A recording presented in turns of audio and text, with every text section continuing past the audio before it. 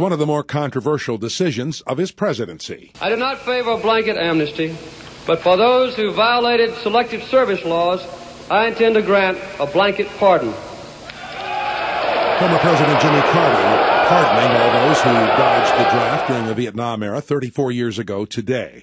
But was it the right thing for a president to do, or should those who have fled the country been prosecuted for their actions? Joining us live to talk more about this, South Texas College of Law Professor Gerald Treece, also a Vietnam veteran, and JAG Professor Geoffrey Corn. Gerald, first to you, the whole point for the president, he said, was to help heal the wounds brought on by the conflict. Did it work or did it not? Well, certainly didn't at the time. I can recall when the president made that statement, it was not well received. But, you know, as time goes on and Vietnam gets further and further in the rearview mirror, perhaps it's best to let that go. That's yesterday's news, but the pain is still there. Jeff Corn, was there precedent for this? Wasn't really precedent for that type of blanket pardon, although President Carter did make it one of the pillars of his campaign when he ran for president. And I think it just shows that the country was at that time, and I think in many ways remains, very divided on the legitimacy of the war, and the draft dodgers were just kind of the focal point of that after the war ended. Geoffrey, was this focusing on the civilians, or was it also applying to members of the armed forces who deserted?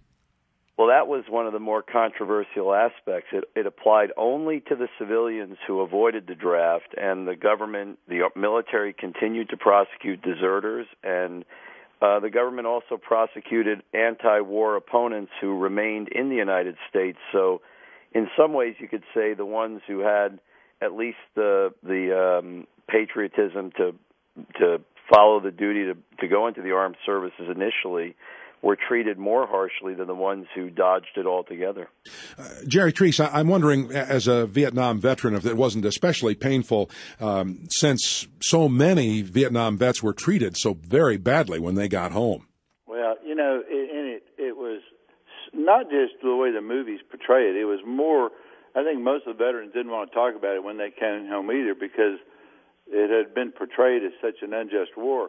But JP, you and I are about the same age, and you recall, and Atlanta's so much younger than us, but you and I can recall, this country was not just torn apart. It was torn so many different places because of the draft.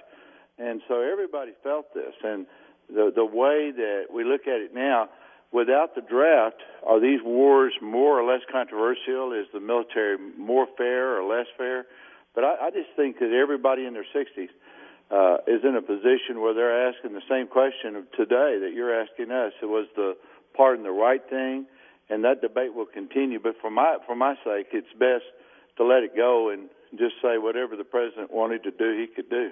Yeah, it was an unhappy time. Thanks very much to both of you for talking with us this morning. South Texas College of Law professors Gerald Treece and Geoffrey Corn.